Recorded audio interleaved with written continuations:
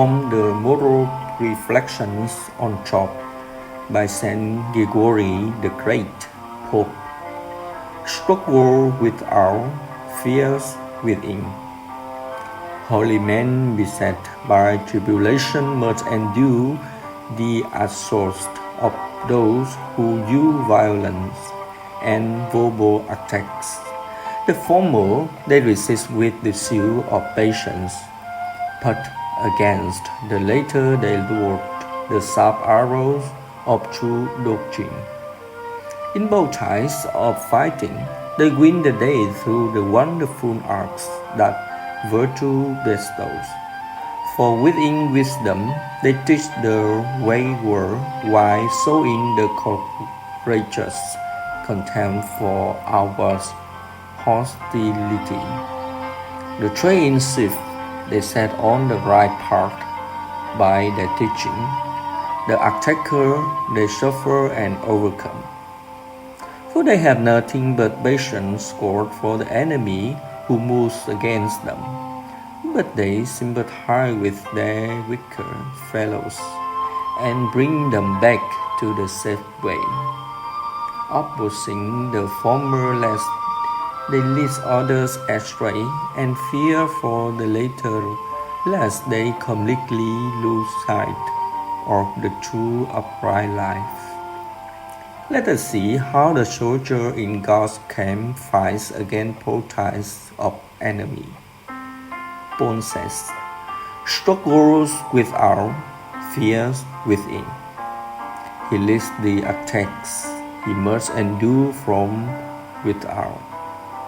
Danger from floods, dangers from robbers, danger from my own people, danger from the pagans, danger in the city, danger in the deserts, danger in the seas, danger from faith brothers. He also tells us what weapon he drew against his enemies in this world, toil and hardship, many sleepless nights, hunger and thirst, frequent fast, cold and nakedness. We beset by so many struggles. He guards the camp, he tells us with great watchfulness. Immediately he asks, besides the outward difficulties, there is that daily weighs upon me, my anxiety for all the just. Thus he himself fights courageously and devotes himself compassionately to protecting his neighbors. He tells us of the evils he endures, but also of blessings he brings to others. Let us reflect then on how difficult it is simultaneously to endure attacks from without and to protect the weak from within. He endures the attacks without, I must, inasmuch he suffer flogging and chains. Inwardly he experiences fear, since he is afraid that his sufferings may be a stumbling block not to himself but to his disciples. For this reason he writes to them, let no one be shaken by this trial, for you know that you are our Lord.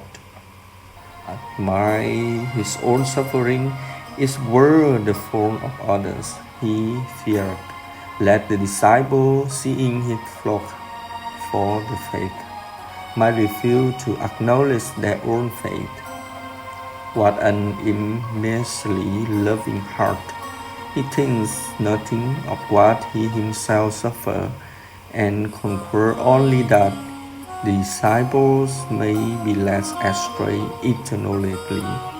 He scores his own bodily wounds and brings healing to the inner wounds of others. It's a characteristic of holy men that their own painful trials do not make them lose their concern for well-being of others. They are grieved by the adversary they must endure. Yes, they look out for order and teach them needed lessons. They are like gifted physicians who are themselves sick and lie ill. They suffer wounds themselves but bring others the medicine that restores health.